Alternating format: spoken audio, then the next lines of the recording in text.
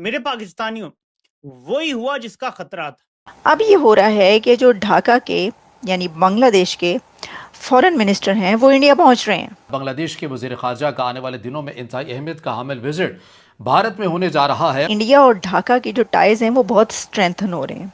वो कैसे स्ट्रेंथन हो रहे हैं कि इससे पहले हमने आपको ये बताया था कि जो इंडिया है उसने काफ़ी चीज़ें ढाका भेजी। बांग्लादेश और भारत मुमकिन तौर पर एक अहम माहदे के करीब पहुंच चुके हैं। कल दिल को मिल गई ठंडक,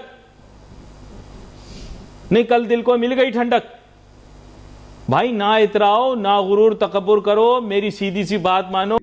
prime minister of Bangladesh Tarikur Rahman साहब का एक ट्वीट आया है और उन्होंने 25 मार्च 1971 के हवाले से जो पाकिस्तानी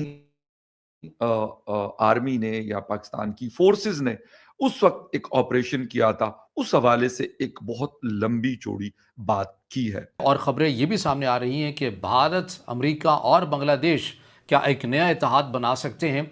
ये मामला हुआ क्या है? मुझ पर, आप पर, हर पाकिस्तानी जो शहरी है और साथ साथ जो हर पैदा होने वाला बच्चा है या फिर वो पैदा हो चुका है आज की डेट में, वो इस वक्त 3,25,000 रुपए का मकरूज है। भाई मुझे भी समझा दें कि ये गोबर टैक्स क्या है और कितना गोबर बाहर आया, इसका तखमीना किस तरह लगेगा। जियो पॉलिटिकल खेल एक ऐसा बेरहमाना खेल है।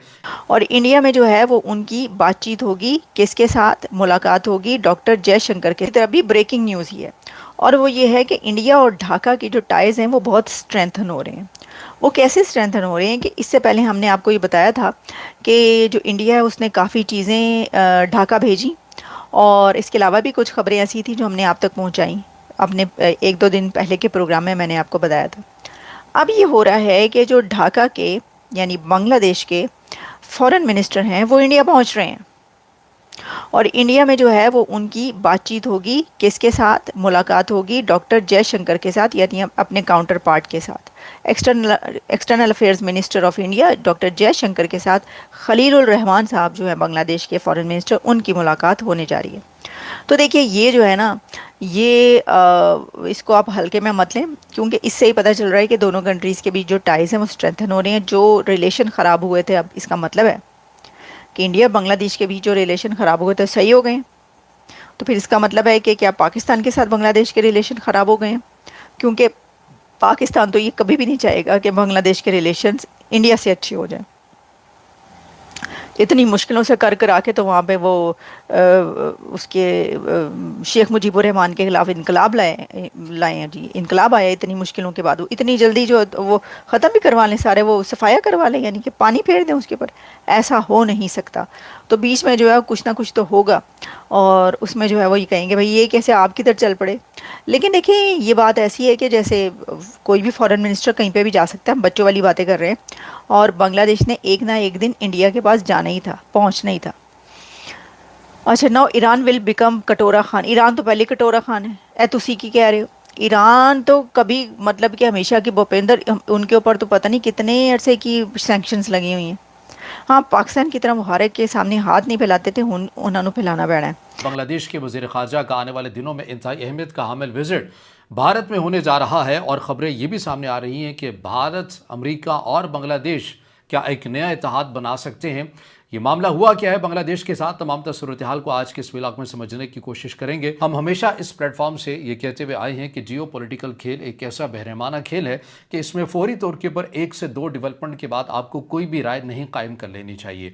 और एग्जैक्टली बांग्लादेश की जो सूरत हाल है ये इसके ऊपर सही तरह से सादिर आती है, क्योंकि जब शेख हसीना वाजिद का इक़्तिदार का खात्मा हुआ और ख़ुद बांग्लादेश की आवाम ने, उनके जवानों ने किया, तो उसके बाद पाकिस्तान के अंदर ये तासुर ज़रूर मौजूद था कि अब पाकिस्तान और बांग्लादेश के जो ताल्लुकात हैं ये मस्बत हो जाएंगे। लेकिन बांग्लादेश के अपने जो सहाफ़ी हैं, जैसे कि माहिद इमरान साहब हों, ज़ाकरिया साहब हों, इनकी तरफ से उस वक्त भी ये कहा गया था कि ये जो अबूरी सेटअप डॉक्टर यूनुस साहब का है, इनकी मिसाल वैसे है कि जो नज़र आ रहा है वो है नहीं है, और जो है नहीं है वो नज़र आ रहा है। उन्होंने इनके इस टेन्योर के अबूरी सेटअप के अंदर ये तज्जिया किया था और उसकी बहुत सी वजूहात भी बयान की थी, जो कि आज के इस व्लॉग में मैंने आपके सामने रखना है। मुख्तसर सी बात यह कि डॉक्टर यूनुस साहब ने चीन के साथ तो बहुत बड़ी बड़ी बातें की, पाकिस्तान के साथ तो बहुत बड़ी बड़ी बातें की, लेकिन जो मायदा है, एग्रीमेंट है, वो अमेरिका ही के साथ किया, ना कि चीन के साथ किया।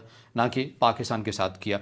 तो बाहर कुछ खबरें मैं आज के इस व्लॉग में आपके सामने रखूंगा, जो सूरत हाल मज़ीद वाज़ेह हो जाएगी कि बांग्लादेश का जो नया सेटअप है, जिसे अमूमी तौर के पर शेख हसीना बाजी 2.0 भी कहा जा रहा है, ये क्यों कहा जा रहा है, डेवलपमेंट्स क्या हुई हैं, आपके सामने मिनोअंद रखने की कोशिश करेंगे और वीडियो के आखिर तक आपने ज़रूर रहना है।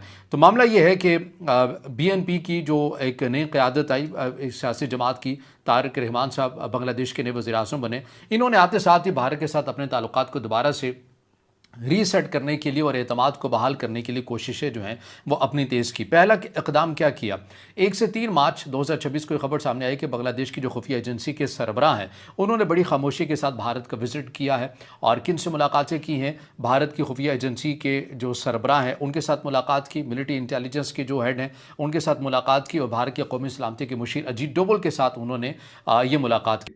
Prime minister of Bangladesh Tariq Rahman साहब का एक ट्वीट आया है और उन्होंने 25 मार्च 1971 के हवाले से जो पाकिस्तानी आर्मी ने या पाकिस्तान की फोर्सेस ने उस वक्त एक ऑपरेशन किया था, उस हवाले से एक बहुत लंबी चौड़ी बात की है।